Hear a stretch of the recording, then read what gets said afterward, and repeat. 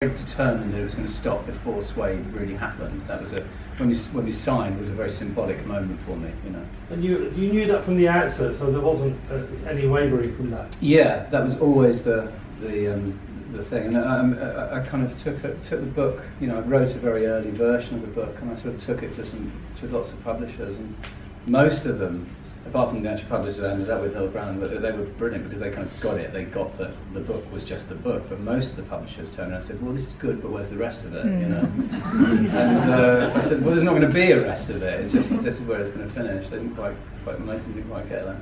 So, but yeah, that was always the idea that I was going to have that discipline.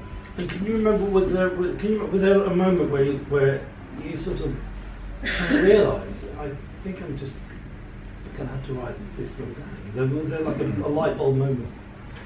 Yeah, I just sort of I wrote and I wrote a bit more, and I sort of sat on it for a while, and there was a point where I thought, oh no, I'm not going to. There was a point actually where I felt that I was giving too much of myself away, and bizarrely enough, for someone who's just written an incredibly personal, detailed memoir of my life, I'm actually quite a private person. I don't like it. It sounds like such a contradiction, and it is a contradiction, but for me, the reason I was able to let it out into the world was because I had so much control over it. It felt like I was releasing it completely on my own terms, you know. And I think even when you do an interview, you might say, well, you're on your own terms, but you can almost kind of like say something